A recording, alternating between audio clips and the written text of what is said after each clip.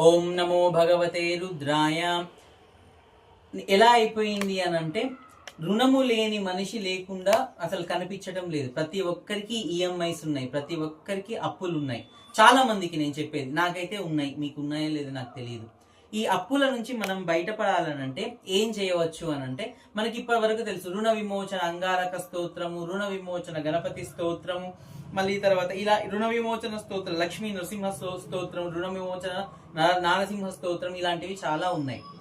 అయితే మనకు రామచంద్ర ప్రభువు కూడా రుణ విమోచన చేయగలుగుతాడు. ఎప్పుడైనా విన్నారా?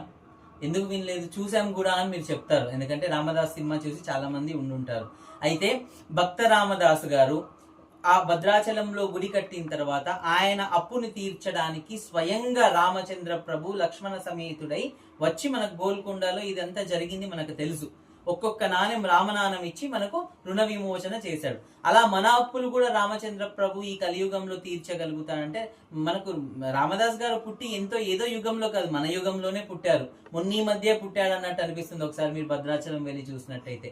అయితే మీ అప్పుల భారం కూడా రామచంద్ర ప్రభు తీసుకొని మీతో అప్పులు చెల్లించాలి, మీ అప్పుల నుంచి మిమ్మల్ని దూరం చేయాలని మీరు అనుకుంటుంటే, మీరు ఒక రామాలయంతో అనుసంధానం అవ్వాలి.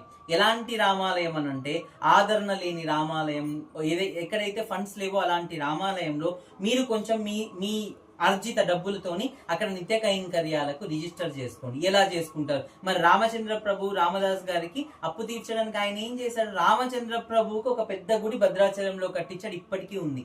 అంటే ఈయన కష్టపడి ఈయన అక్కడ ఒకటి కట్టించిండు కాబట్టి ఆయన మళ్ళీ ఈ నా భక్తుడు అని ఓన్ చేసుకో, నా ఫ్యామిలీ అని చెప్పేసి ఈయన అప్పు తీర్చడం జరిగింది.